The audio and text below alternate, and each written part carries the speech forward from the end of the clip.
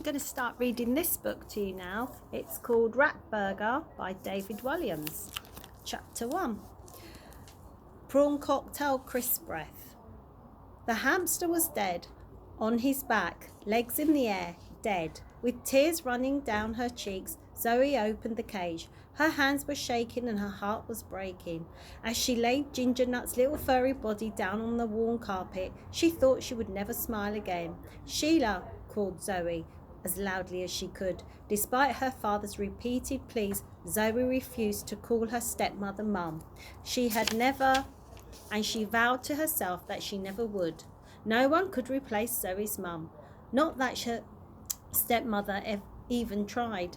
"Shut your face, I'm watching TV and stuffing myself," called the woman's gruff voice from the lounge. "It's Ginger Nut," called Zoe. "He's not well." This was an understatement.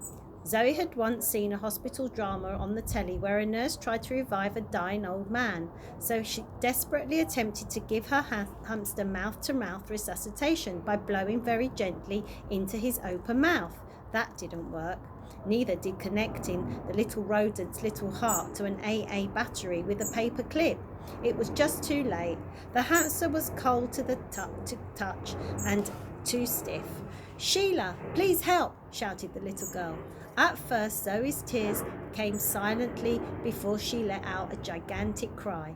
Finally, she heard her stepmother trudge reluctantly down the hall of the little flat, which was situated high up on the 37th floor of a leaning tower block.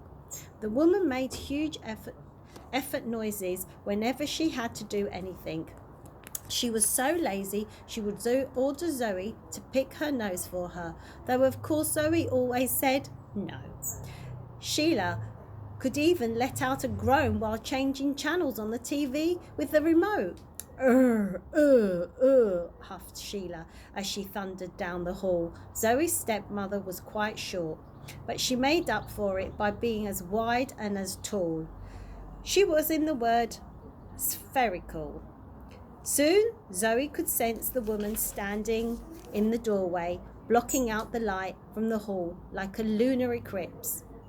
What's more, Zoe could smell the sticky sweet aroma of prawn cocktail crisps. Her stepmother loved them. In fact, she boasted that when she was a toddler, she had refused to eat anything else and spat any other food back into her mum's face. Zoe thought the crisps were stank, and not even of prawns. Of course, the woman's breath absolutely reeked of them too. Even now, as she stood in the doorway, Zoe's stepmother was holding a packet of noxious snacks, and one hand was feeding her face, and while the other she surveyed the scene. As always, she was wearing a long grubby white t-shirt, black leggings and furry pink slippers. The bits of skin that were always exposed, even if they were covered in tattoos. Her arms bore the names of her ex-husbands, all since crossed out. And there she is.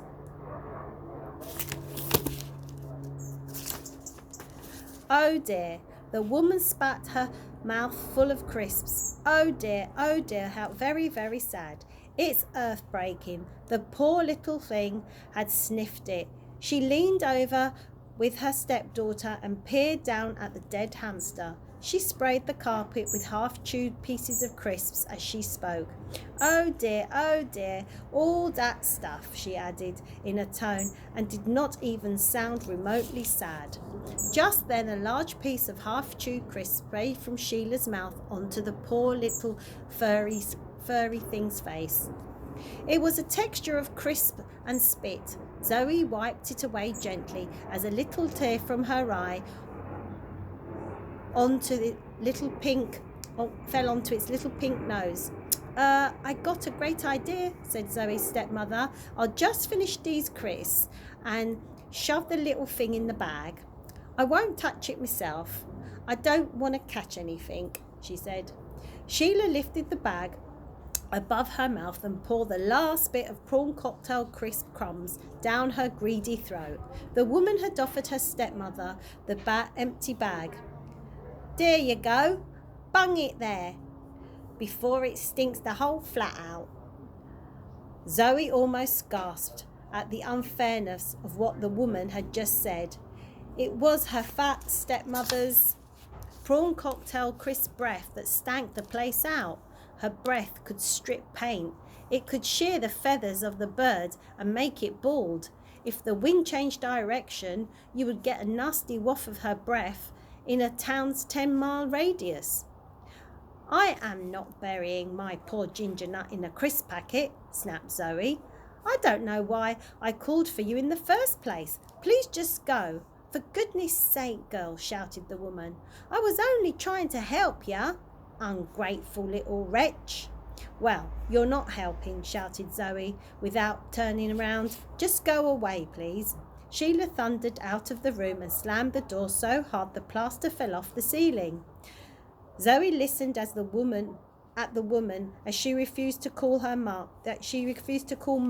She trudged back to the kitchen, no doubt to rip open another family-size prawn cocktail crisp to fill her face with. The little girl was left alone in her tiny bedroom, cradling her dead hamster. But how had he died? Zoe knew that Ginger Nut was very young, even in hamster's years. Could this be a hamster murder? She wondered. But what kind of person would want to murder a defenseless little hamster? Well, before this story is over, you will know. And you will also know that there are people capable of doing much, much worse.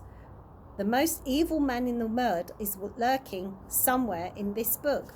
Read on if you dare. And I'll read chapter 2 tomorrow. It's called The Very Special Little Girl.